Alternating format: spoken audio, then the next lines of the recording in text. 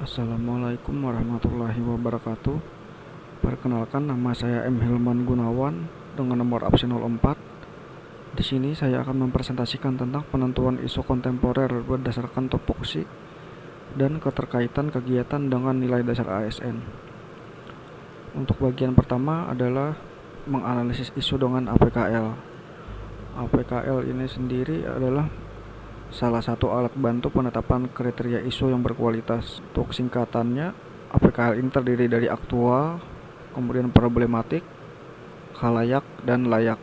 Aktual berarti isu ini benar-benar terjadi dan sedang hangat dibicarakan dalam masyarakat. Kemudian untuk problematik berarti isu yang memiliki dimensi masalah yang kompleks sehingga perlu dicarikan segala solusinya. Kemudian untuk kelayakan artinya isu yang menyangkut hajat hidup orang banyak, dan untuk kelayakan artinya isu yang masuk akal dan realistis serta relevan untuk dimunculkan inisiatif pemecahan masalahnya. Pada kesempatan kali ini isu yang saya angkat yang pertama adalah belum lengkapnya informasi publik mengenai perencanaan dan keuangan yang disebarluaskan. Dari sisi aktual, isu ini memenuhi syarat karena isu ini benar-benar terjadi di kantor saya. Kemudian dari sisi problematik, isu ini juga memenuhi syarat karena apabila isu ini tidak dicarikan segera solusinya, maka hak masyarakat untuk mengetahui informasi kinerja dari pemerintahan tidak bisa terpenuhi. Kemudian dari sisi kekhalayakan, isu ini juga memenuhi syarat karena isu ini berhubungan dengan hak masyarakat yang berhak mengetahui informasi dan mengetahui rencana kinerja dan hasil kinerja dari pemerintahan. Dan kemudian untuk dari sisi kelayakan, isu ini juga memenuhi syarat karena isu ini tergolong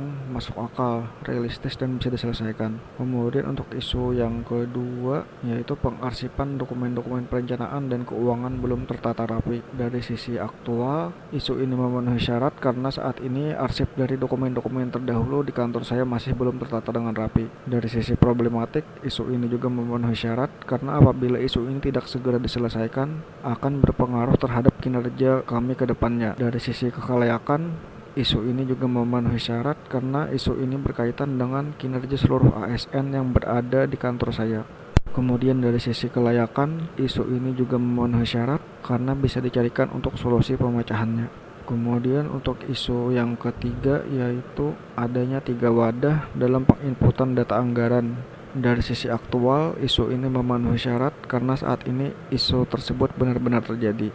Dari sisi problematik, isu ini juga memenuhi syarat karena apabila isu ini tidak segera dicarikan untuk solusinya, maka akan menyebabkan kurang efisiennya kinerja dari bagian perencanaan dan keuangan karena harus melakukan input data yang sama sebanyak 3 kali dalam wadah yang berbeda. Kemudian dari sisi kekhalayakan, isu ini juga memenuhi syarat karena berhubungan dengan seluruh ASN yang berada pada bagian perencanaan dan keuangan. Kemudian dari sisi kelayakan, isu ini tidak memenuhi syarat karena untuk penyelesaiannya diperlukan pembahasan yang panjang dan rumit. Kemudian untuk bagian yang ketiga adalah penganalisisan isu dengan USG. USG ini adalah urgency, seriousness, dan growth. Urgency ini adalah seberapa mendesak suatu isu harus dibahas, dianalisis, dan ditindaklanjuti. Kemudian untuk seriousness adalah seberapa serius suatu isu harus dibahas dikaitkan dengan akibat yang akan ditimbulkan. Dan untuk growth adalah seberapa besar kemungkinan memburuknya hal tersebut jika tidak ditangani dengan segera. Untuk pembahasan dengan analisis USG ini akan ditetapkan dengan rentang penilaian 1-5.